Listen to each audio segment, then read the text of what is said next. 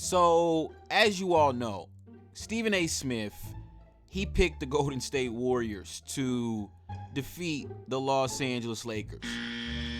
Now, it's obvious that he's got some sort of hatred in his heart for LeBron James. Now, I want to play you guys what he said about Steph Curry and LeBron James before the series started.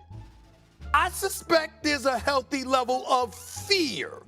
F-E-A-R. Yes, I said it. Fear of Steph Curry. And let me tell you something. And let me tell you something else. And let me tell you something. It's justified. It's justified. I ain't insulting him.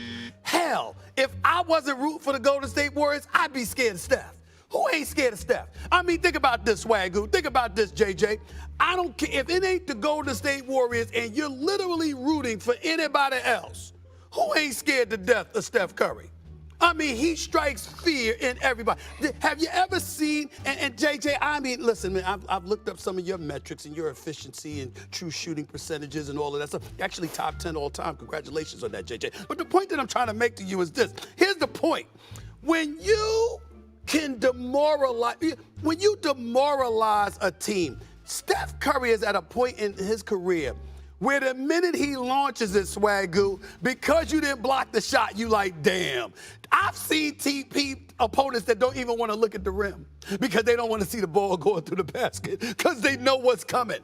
Who has suffered that more than LeBron James? LeBron James has played 10 different teams over the course of his illustrious career in the postseason. He only has a losing record against 2 of them. Losing in the series, San Antonio Spurs, Golden State Warriors. 1 and 2 against San Antonio, 1 and 3 versus the Golden State Warriors. Steph Curry has been a walking nightmare for LeBron James. LeBron knows what's coming. There's nobody, and I mean nobody. I don't think there's anybody in the basketball universe that wanted Sacramento to win more than LeBron James, because he would have much rather went up against Malik Monk, mad respect to him, De'Aaron Fox, mad respect to him. Both great players, I love them both, but you'd rather go against them than Steph Curry. LeBron knows what's coming. He knows what's coming. And let me tell you something right now, he is very worried. Doesn't mean he won't be ready. Doesn't mean he won't show up. Doesn't mean that he won't make sure he does his part. But is he worried? You damn right he's worried. So I'm going to throw out that word fear because it's respectful. I'm not saying he's scared and shivering in his boots like some punk. No, I'm not accusing LeBron, the great LeBron James, of that. But damn it, this is Steph Curry we talking about. That brother worried. He's worried.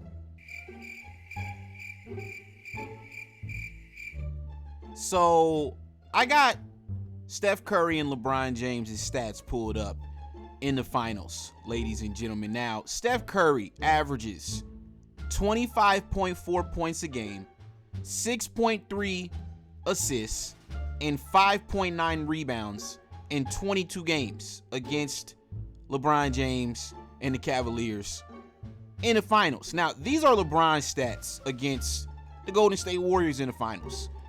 33 points a game, 11.5 rebounds, and 9.3 assists in 22 games versus the Warriors in the NBA Finals. Ladies and gentlemen, what is this man talking about?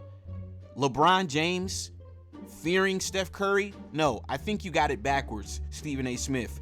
And I think my point has been proven, obviously, when Steph Curry, after the 2016 Finals, went and called Kevin Durant.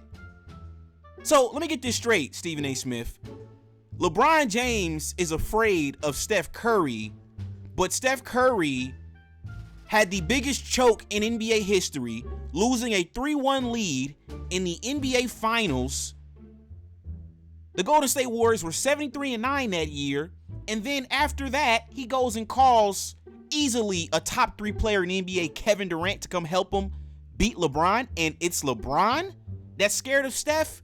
Man, we've got to stop with the nonsense, ladies and gentlemen. We've got to stop. Now, like I said, right? Stephen A. Smith and the mainstream media, they have some sort of bias and hate towards not just LeBron James, but it's also with Anthony Davis as well. Now, I was listening to NBA Countdown, right?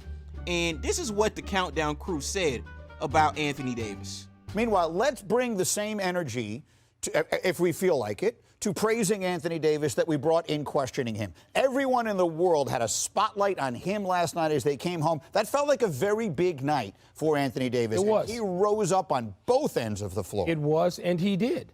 But I don't know that it forecasts anything. I mean, this is the pattern. Again, we talk about patterns. I'm talking about Golden State and being critical of them for falling into this and just taking a game off during a series. I don't think Anthony Davis is taking it. The difference where I am less critical is I think Anthony Davis is giving us what he can give. Is it what people want to see? Does it measure up to this fraudulent billing of top 5 player in the league? No, it doesn't. But this is what he can give. And he's not going to be great every night. And he may not be great in game 4. He was great in game 3. He was the best player on the floor in game 3. Yes. It does not forecast what is going to happen going forward. Yeah, it doesn't forecast it, Mike. Come on, bro. I mean, the man is averaging 27 and 17 on 55% one game, and then the next game is 13 and 10. That's who he is. No, he's not. Yes, he is. No, that's not He got true. years of it. That's not. No, he hasn't had years of it. He has not. No. Not that kind of precipitous Since drop the off. bubble. The next game. Since the bubble. Not that type of the precipitous drop off the next game.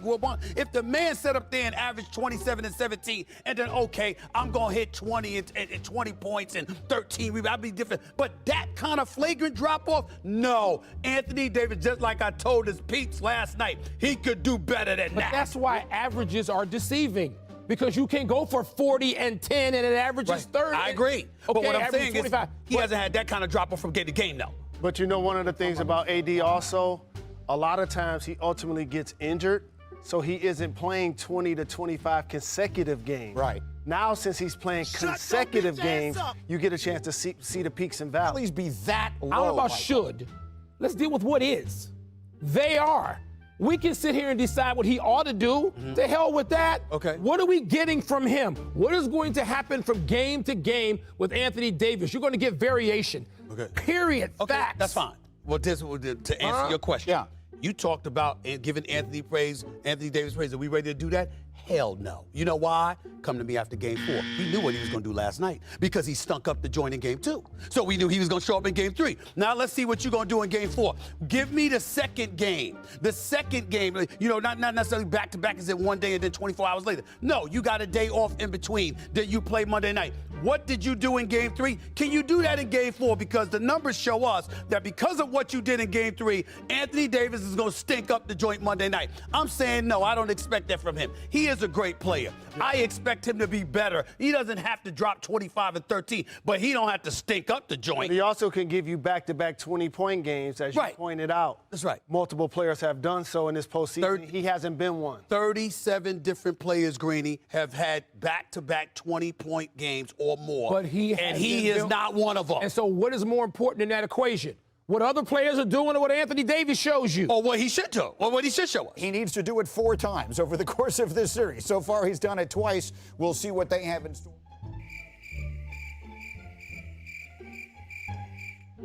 So, ladies and gentlemen, you guys just heard what the Countdown crew had to say about Anthony Davis.